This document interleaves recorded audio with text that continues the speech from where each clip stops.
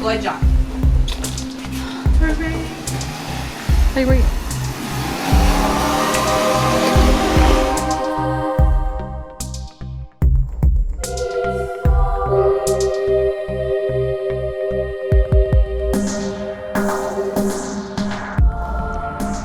Well, hello there in YouTube land and welcome back to the channel and the Yamaha YZF-R7 from 2022. Cue the intro.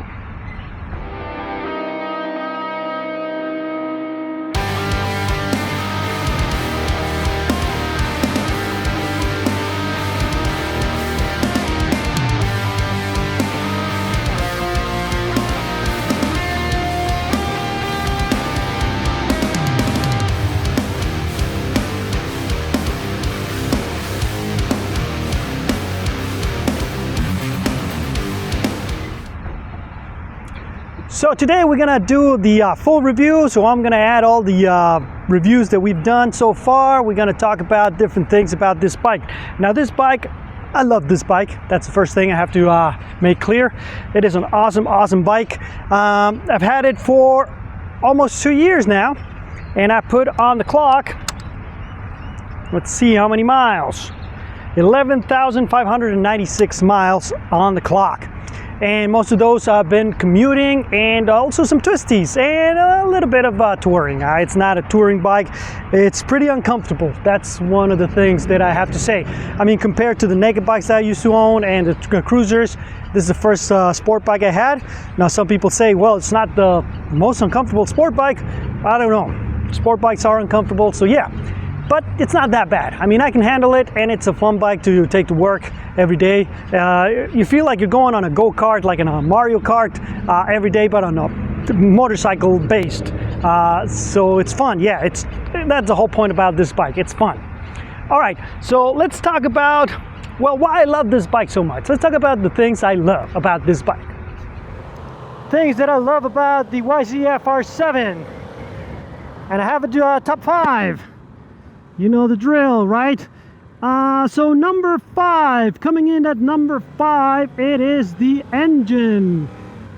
That 689cc inline 2 cross-plane crank, 2-cylinder. I mean, it's lovely. I mean, the sound that it makes, I'm not a real fan of the inline 2s, but this one makes a different sound because of that cross-plane crank. That's what they say. Anyway. But the way it responds, it's so peppy, it's so nice. I mean, I can even beat this BMW i8 off the line, I'm pretty sure.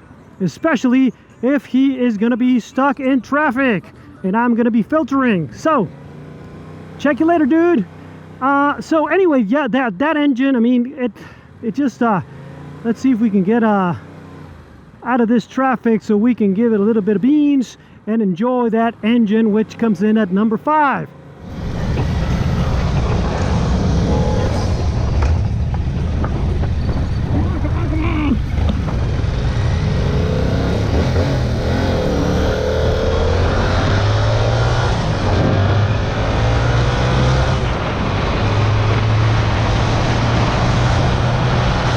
At number 4 is how I get out of this traffic. That should be part of the list, but it's not. But we'll make it part of the list. Why not? It is my goddamn list. I do whatever the fuck I want. So, number 4.1 maybe. It is how I can maneuver through traffic with this bike. So nimble and so narrow that you can get in here even better than with a naked bike. So yeah, that's one of the things that should be on the list. But it's not. What's on the list is... What is on the list? I fucking forgot again. Damn it! Such a fucking idiot. Okay, engine... Oh, I remember. It is... coming in at number 4. Damn it. I think I'm all crooked. I don't know if I can actually... Anyway, I hope you can see me there. But if not, well, you're gonna lose all of this. So number 4 is the brakes. Yes, the brakes on the Yamaha R7 are the best brakes I've had on any bike that I've bought so far. I mean, I'm not going to tell you that I've bought hundreds of premium bikes, but I have bought like 10 bikes in the last 6 years since I started riding, so that's plenty, I think. And well, the Brembo Master Cylinder does a great job of getting the bite, the initial bite. It's not terrible like on the Triumphs where you can you don't even feel it before it just snap, broke. I mean, it stopped and then you're falling down, because it happened to me once on a demo bike at Iron Supply Power Sports. But on this one you actually have some feel before, but I mean, it has a lot of bite.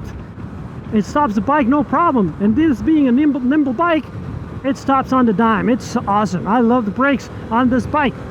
Coming in at okay, oh, we were gonna talk about the engine and give it a little bit of beans.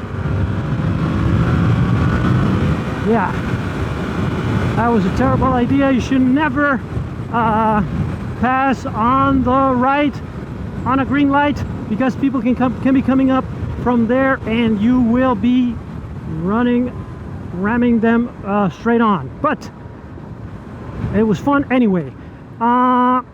So coming in at number 3. Okay, at number 3, so we have the engine, we have the brakes. The number 3 thing is what's number 3? I forgot again. I am such an idiot. Damn it. Engine, brakes. I know number 2, but I'm not gonna give it out loud.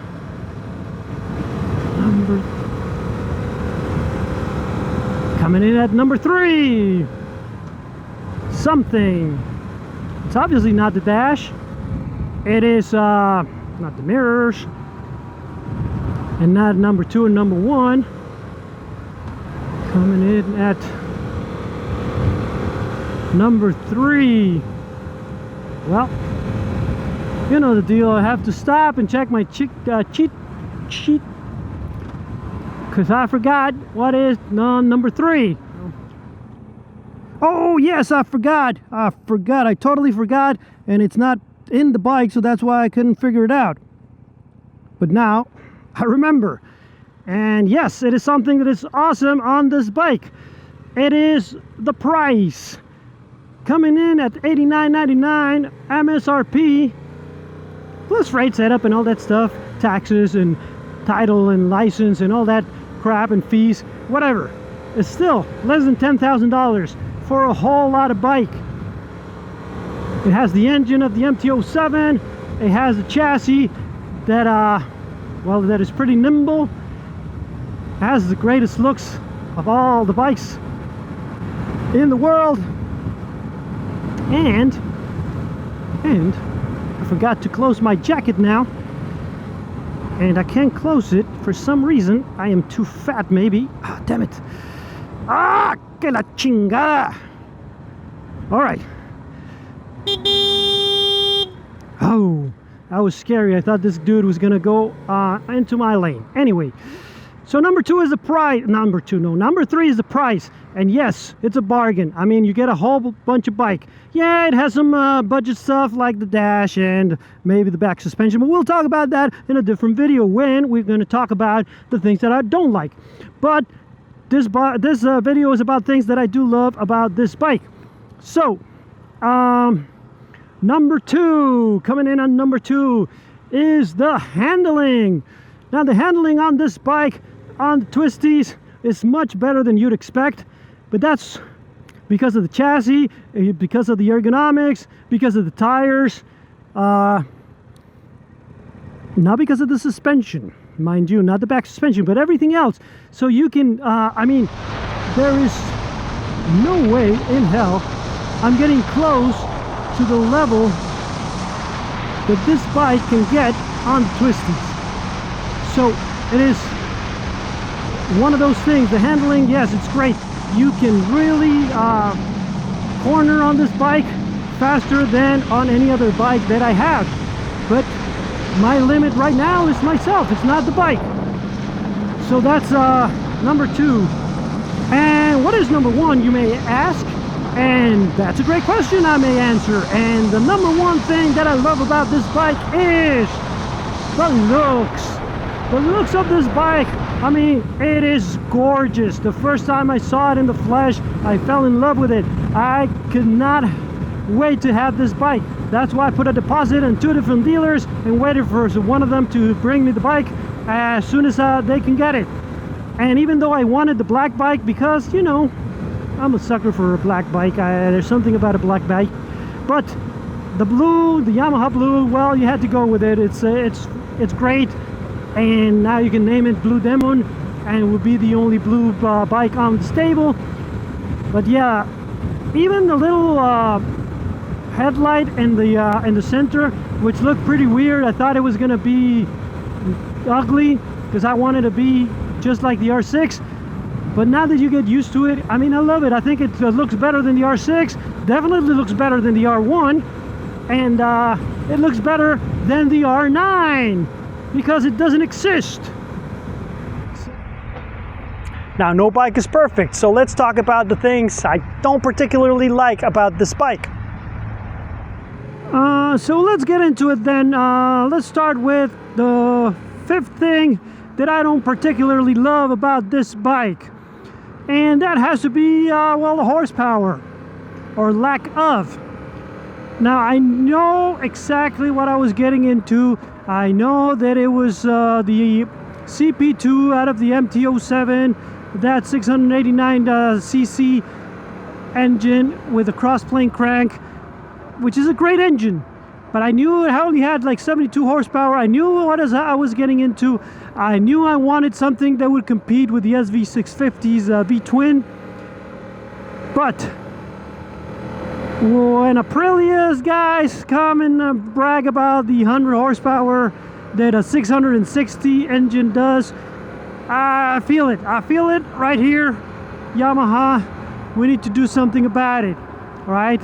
Because we cannot have a bigger engine and create less horsepower. Now, I'm pretty sure it has to do with reliability things, because I'm pretty sure that this engine can make more power, and I'm pretty sure that the Aprilia they could have decided, you know what, we'll give it less power but make it more reliable, and then they went the other way. They went power instead of reliability. Yamaha went reliability. So that's number 5. Number 4 of the things that Yamaha could do to improve this bike is the comfort. So once again, I'm gonna compare it to, well, its competition. The only true competition is the Aprilia, but not really, because that bike is a lot more expensive, but still it's a lot more comfortable. Another thing is, another competitor will be the Honda 650. The CB650, CBR 650R. That's another bike that would come into the segment being a sport bike and with full fairing, but that bike is a lot more comfortable. What else? Other competitors, I really fail to see any other competitor. Maybe the Ninja 650, which is yeah, could be a competitor to this one. Even though that one is a little bit more affordable, but still, that bike is more comfortable. So this is the only bike from the lineup that has this aggressive stance. Now, when you're on the twisties, it's fine, but on the daily commute, it takes its toll. Especially if you're doing a commute like I do, that it's an hour long in heavy traffic. Well, yeah, your back is gonna hurt, your wrists. And so yeah, just something to keep in mind. Now, this is something that I wanted because I never had a full fair sport bike with actual sporty ergonomics. So I don't know, I wanted it and now I have it, and now well, be careful what you wish for. But I still I mean, I love it. If it's your only bike, just something to consider. You cannot have this bike as your only bike if you are 50 years old like I am. Number 3 on the list. Well, I don't know if you can see it on this shot, but the dash, right, the little clock is very old school, and it has some good information that you can see. It's not that terrible like my Suzuki that you can, it's just too loaded with information. This one has what you need pretty good, right? You have your speedometer and big letter and big numbers there. You have the your tachometer, right, with your RPMs on this little line, and it has your gear indicator, it has your fuel gauge. That's basically all you need. Everything else, the odometer and the miles per gallon and all that, well, you can change it with the modes here. But come on, as compared to all the other competitors that I mentioned, this is the worst one ever. And it's not color, it's not anything, and the design is pretty terrible. So yeah, that's why it's at number 3 on the worst things about this bike. Number 2 on the list of worst things about the Yamaha R7. I can see chicken. Oh yeah, the chain maintenance. The chain maintenance. Now, you know, I'm picking at straws when I have these things that every budget bike is gonna have, right? Whenever you have a bike that is built at a budget, they're not gonna have the greatest chain in the world. And I haven't had to change this one, but it seems like every time you ride, you have to clean it, you have to adjust it, you have to lube it. Otherwise, well, you start feeling it. You start feeling how it grinds.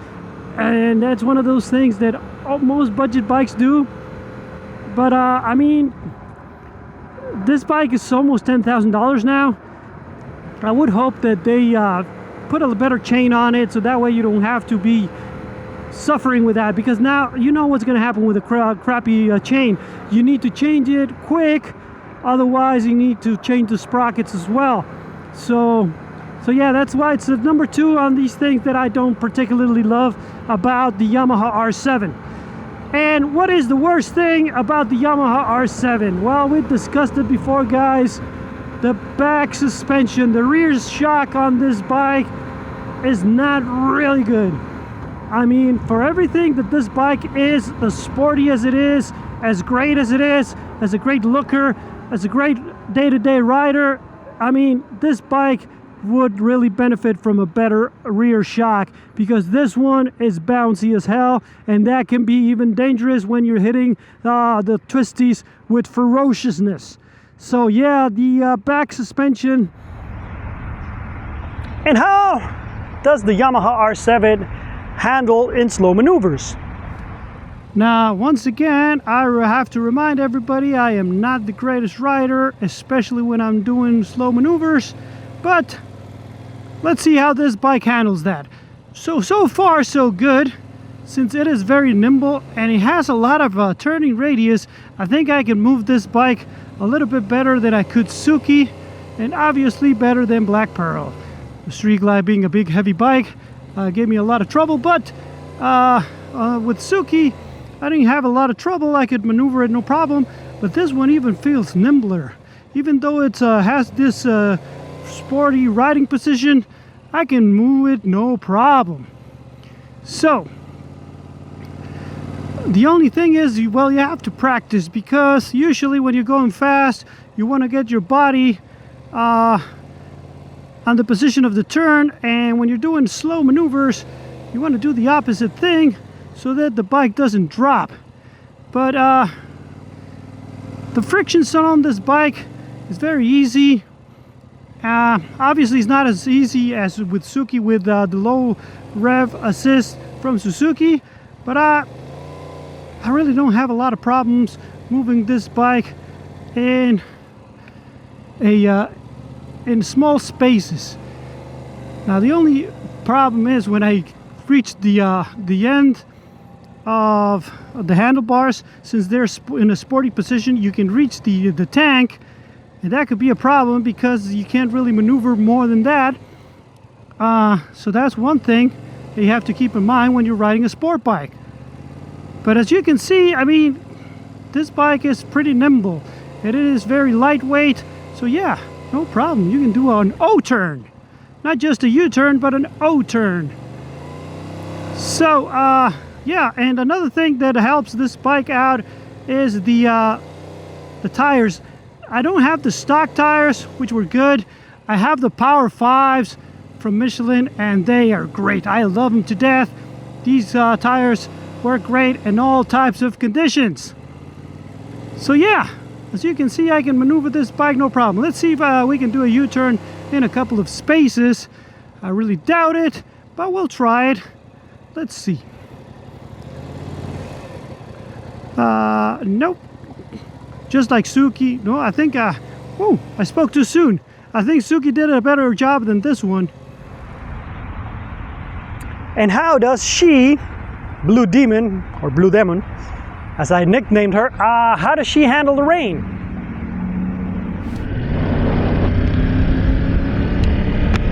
So even though it stopped raining for now, well, the road is still very wet, and I think I can still give you an honest opinion on how does Blue Demon or the Yamaha R7 feel in the rain. So a super sport bike, which this is, even though it's not a true super sport because it's not a screamer 4-cylinder, it's just an inline 2, but it does have the same ergonomics as a super sport or as a regular super sport. It's not the greatest to go in the rain because, well, it doesn't give you the confidence, right, that it requires. A little bit of an upright position gives you a little bit more of a comfortable stance, and I think you feel a little bit better. But this bike, even though it does not have any rider aids, there's no traction control, there's no rider modes, there's only ABS, right, and not even cornering ABS at that. But the throttle is so smooth, the brakes are so good, and also they're not, I mean, it has plenty of bite, but it's not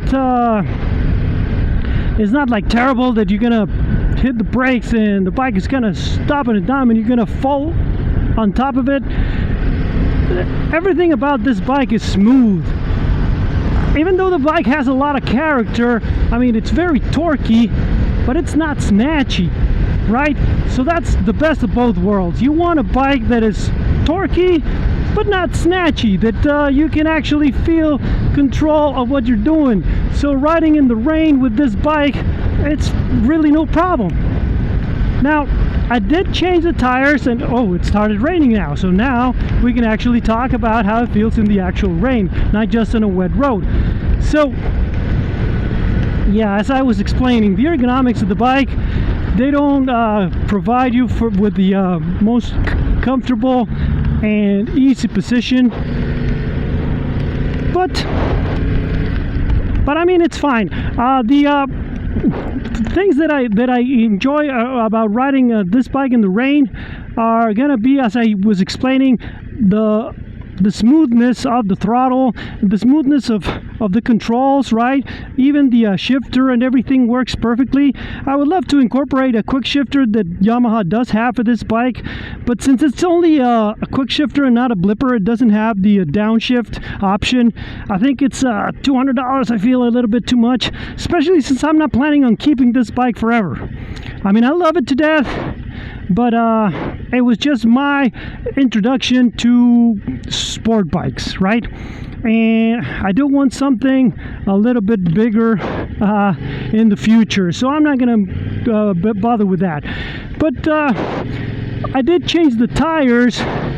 It comes I forget I always forget, but the tires that it comes stock are these, bam, and I did change them to the Michelin Power 5s, and I feel like you guys are gonna start thinking that I get paid to advertise these tires, but I mean, they're so good.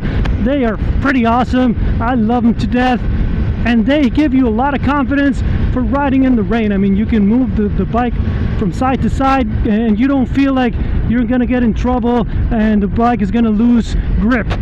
They're great tires on all conditions. Right now it's not cold, but with the chill factor and the rain, it does feel a little bit chilly, so the pavement is a little bit cold. So another thing that is a little bit uncomfortable about riding in the rain on this bike is that I have my helmet set up with my visor here with the pin lock, and this helmet that I have specifically for that is the one that I use mostly on the street glide. Now this helmet, it's an AJC, I forgot, 17 something, I forgot. But anyway, it's a modular helmet. So what that means is the pin lock is right here. My vision is up here on this bike. So I really can't see. If it starts fogging up, I have to do this, and it's really uncomfortable. And right now, the pin lock is right in my line of vision. So I really can't see properly. That's a little bit annoying. So you have to change your stance and change your the way you ride this bike when it's raining or if it's too cold. Now, one of the things that I do feel about this bike is that I'm a little cramped. I always feel like the bike I'm riding on top of the dash here. So this little windscreen does nothing to protect me from the elements. I have to get into a tuck, and now with my new camera setup, I don't know if I can actually do that without knocking both cameras down in order for me to get some kind of protection. So it's not the greatest bike for riding in all conditions because of that. I mean, that's why I also want a bigger bike, because I don't know if this thing is normal. I have to, because once you get on a bike, you sit on it, it feels fine, but it's not the same as riding it. Once I start riding it, it's just a little bit too small for me, and I feel like I'm getting hit in my face, right on the helmet and on my shoulders with the rain. So if you're not wearing protective gear, you're gonna feel those droplets like needles, so you have to be really careful. Now, this bike is built for a different thing. So this is what this bike excels at. How long has this camera been facing down, man? Come on, cameras. You need to cooperate. We can't have a vlog with cameras not cooperating.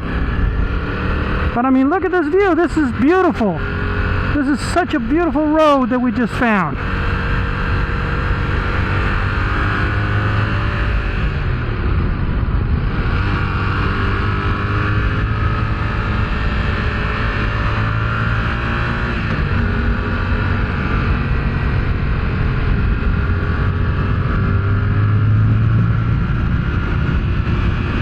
Yeah, I mean, I love this road.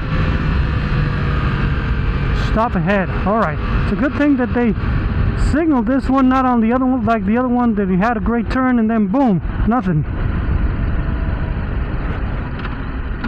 Alright, so now we'll continue. And I think this is the one for the drifters, but okay, we'll follow those guys. I don't think there's a chance that we're gonna catch them, but for sure as hell we'll try.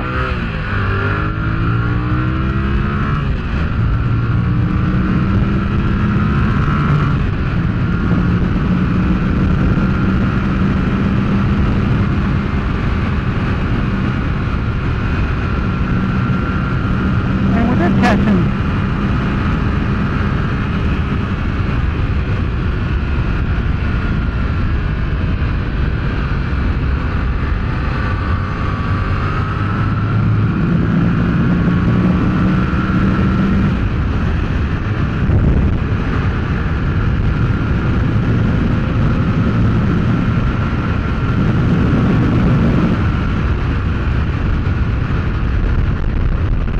They're just taking it easy.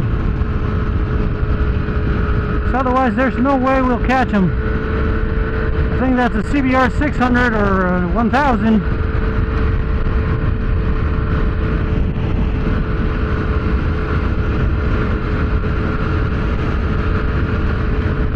But anyway, this is the top of a road where the Yamaha R7 actually excels at.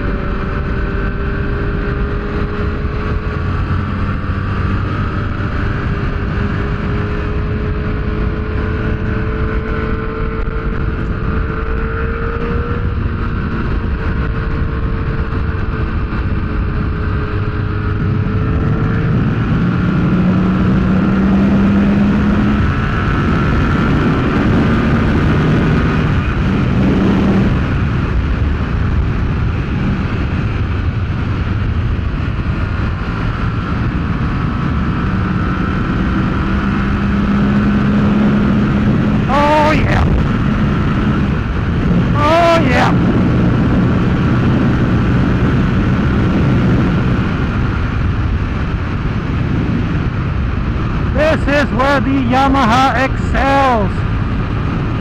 It just loves to go and take on these twisties. I mean, the bike can corner much faster than my abilities. So that's a good thing, because it fills you with confidence. And but I do wish I had a little bit more skill so I can take this bike to a little more of its limit on the corners. But you can go on the straights fast, no problem. But the way this bike corners, I mean, it's just unbelievable, man. So this is where this bike, I mean, it was born for this. It was just born to do this.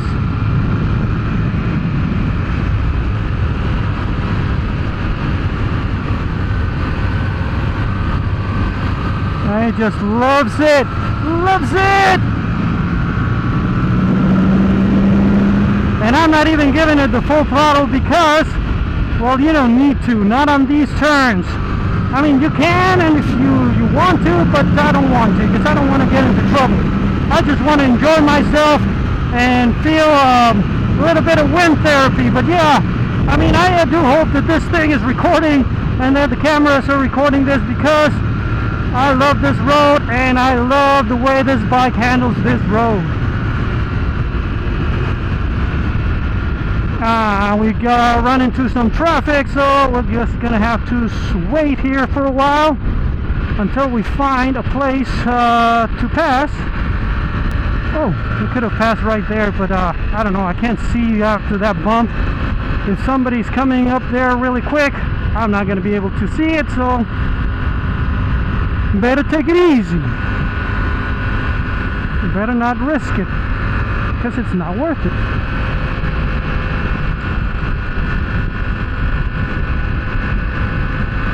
Now this bike does have a lot of character as opposed to an inline 4, but for some reason sometimes it's not as fun, because I don't know, it shakes a little bit too much.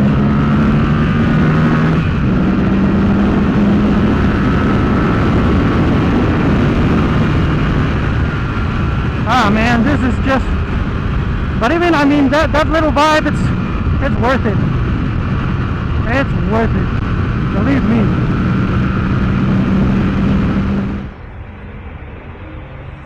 Now let's talk about ergonomics. So I am 5'8", 32 inch inseam, and as you can see, I am tippy-toeing, right? Even though the suspension has set already, sometimes I am able to put all my foot down, but no, most of the time I'm tippy-toeing on this bike. And as you can see, it does have, well, an aggressive stance. You go on this bike. Now the good thing about this bike is that it has this long seat, so where you can do the tuck and you can get all the way in, right?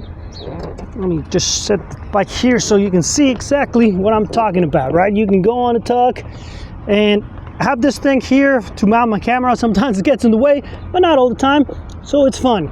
And what you can do on this bike is actually, well, when you're on cornering, you can get a little bit of angle, right? I'm pretty sure I have terrible technique, but that's something that you can do on this bike that you can't really do on a naked bike, for example, and especially not on a cruiser. And as you can see, I kept it stock. I keep all my bikes stock because I never keep them. I mean, I love them to death. I would love to keep them, but that just leaves me with less of an opportunity to own more bikes. So this bike is almost ready to be traded in, but there's nothing on the market that would convince me to trade it in. So far, I mean, unless they come up with an R9 or Triumph comes back with a Daytona, there's nothing in the market that would justify the price to change it for this one, because the only true competitor is the RS660, but that's too much. And maybe a Ninja 650, but that's too little. So what do you guys think? Let me know in the comments below. Now, thank you so much for supporting the channel, guys. And if you liked the video, remember to give it a thumbs up, subscribe, hit the bell button, and share it with all your friends. If you don't like the video, well, share it with all your enemies. And I'll see you guys on the next one.